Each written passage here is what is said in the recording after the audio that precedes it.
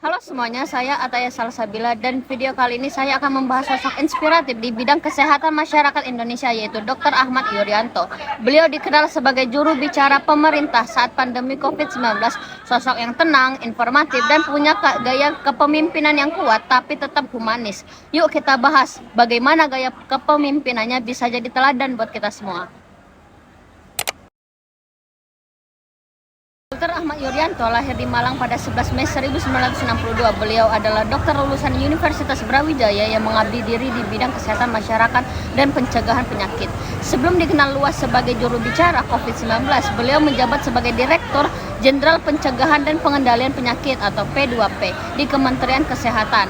Karirnya banyak diwarnai dengan kerja lapangan, dari menangani wabah penyakit menular, membenahi sistem surveillance kesehatan, hingga memperkuat komunikasi publik dalam situasi krisis. Karena itu, saudara sekalian, ini cara yang paling tepat untuk memutus rantai penularan dari penyakit ini. Kalau ini bisa kita lakukan bersama-sama, di mana semua orang berusaha saling melindungi, yang sakit melindungi yang sehat agar tidak tertular oleh penyakitnya, yang sehat melindungi yang sakit agar tidak keluar dari rumah dan melakukan kegiatan yang tidak perlu di luar rumah, kemudian yang kaya melindungi yang miskin agar bisa hidup dengan wajar, dan yang miskin melindungi yang kaya agar tidak menularkan penyakitnya. Ini menjadi kerjasama yang penting. Kalau kita lihat dari tindakannya, Dr. Ahmad Yuryanto memiliki tipe kepemimpinan transformasional. Artinya, beliau berusaha menggerakkan dan menginspirasi orang lain untuk berubah, bukan hanya memerintah. Beberapa gaya kepemimpinannya yaitu antara lain, yang pertama itu visioner. Beliau mampu melihat jauh ke depan dan memahami pentingnya kesiapsiagaan menghadapi wabah. Lalu yang kedua itu ada komunikatif. Dalam setiap konferensi pers, bahasanya sederhana dan mudah dipahami masyarakat. Lalu yang ketiga itu ada empatik. Beliau selalu menekankan bahwa penanganan pandemi adalah tanggung jawab bersama, bukan hanya pemerintah. Sifat-sifat yang menonjol pada beliau yaitu tenang, rasional, dan tegas, tapi tetap menunjukkan sisi kemanusiaan dan empati. Inilah kombinasi yang membuat kepemimpinannya efektif, terutama dalam masa krisis dan penuh ketidakpastian. Rumah sakit ini atau Wisma Atlet ini akan masih menggambarkan bahwa di luar ini kami akan menyampaikan penting karena kesehatan yang menjadi bahwa kembalilah kasus yang kita dapatkan lebih dari 305 sudah barang tentu segala tenaga kesehatan yang menjadi dan meningkatkan tempat tidur untuk awal rantai penularan. Menurut Peterson, kepemimpinan efektif memiliki 5 disiplin utama dalam The 5 disiplin, yaitu yang pertama personal mystery, kedua mental models, yang ketiga self vision, keempat team learning, lalu yang terakhir kelima system thinking. Mari kita lihat bagaimana kelima prinsip ini tampak pada kepemimpinan Dr. Ahmad Yuryanto. Yang pertama itu ada personal mystery.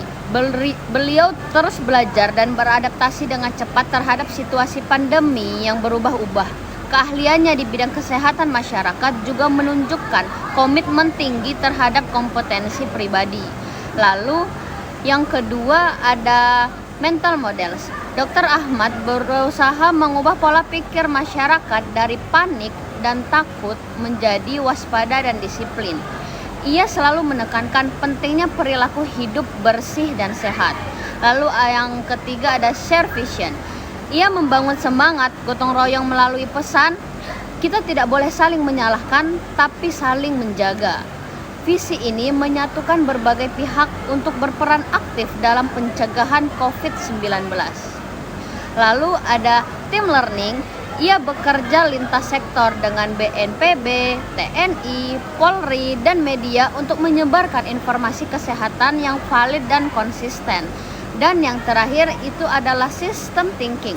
Dr. Ahmad mampu melihat pandemi sebagai persoalan sistemik, bukan hanya medis, tapi juga sosial, ekonomi, dan psikologis. Ini membuat kebijakannya lebih komprehensif dan realistis. Gaya kepemimpinan Dr. Ahmad Yuryanto terbentuk dari beberapa faktor. Yang pertama, latar belakang pendidikan dan profesi dokter yang membuatnya terbiasa berpikir ilmiah dan analitis. Lalu pengalaman lapangan di daerah terpencil yang membentuk kepekaan sosial dan empati tinggi. Lalu ada lingkungan kerja birokrasi yang menuntut ketegasan, disiplin, dan komunikasi efektif. Lalu ada situasi krisis pandemi yang memaksa beliau untuk beradaptasi cepat, mengambil keputusan berdasarkan data, dan tetap menjaga ketenangan publik. Salah satu kebijakan yang mencerminkan kepemimpinannya adalah strategi komunikasi risiko COVID-19 kepada masyarakat. Kalau kita lihat dengan problem solving cycle, tahapannya seperti ini. Yang pertama, identifikasi masalah. Masyarakat panik, informasi simpang siur, dan muncul ketidakpercayaan terhadap pemerintah. Lalu yang kedua, analisis masalah. Sumber masalah berasal dari komunikasi publik yang tidak terarah dan banyaknya berita hoaks. Lalu ketiga, pengembangan alternatif solusi. Pemerintah membentuk satu pintu informasi resmi dengan juru bicara tunggal, yaitu Dr. Ahmad Yuryanto itu sendiri. Lalu 4, pemilihan solusi terbaik. Strategi penyampaian informasi dengan bahasa sederhana dan berbasis data ilmiah. Lalu yang kelima, implementasi solusi. Setiap hari Dr. Ahmad menyampaikan laporan perkembangan kasus, edukasi kesehatan, dan imbauan kepada masyarakat. Lalu yang terakhir itu ada evaluasi. Hasilnya, tingkat kepercayaan publik meningkat dan informasi menjadi lebih terarah meskipun tantangannya masih ada.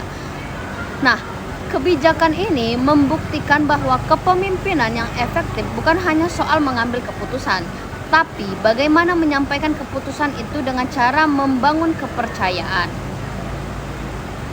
Sebagai penutup, dari sosok Dr. Ahmad Yuryanto, kita belajar bahwa pemimpin di bidang kesehatan masyarakat harus mampu memimpin dengan ilmu, empati, dan komunikasi yang kuat. Beliau menunjukkan bahwa krisis bisa dihadapi dengan ketenangan, kolaborasi, dan visi bersama. Semoga gaya kepemimpinan beliau bisa menginspirasi kita, mahasiswa kesehatan masyarakat, untuk menjadi generasi pemimpin yang tangguh, humanis, dan berorientasi pada solusi. Sekian dari saya, terima kasih sudah menonton. Sampai jumpa.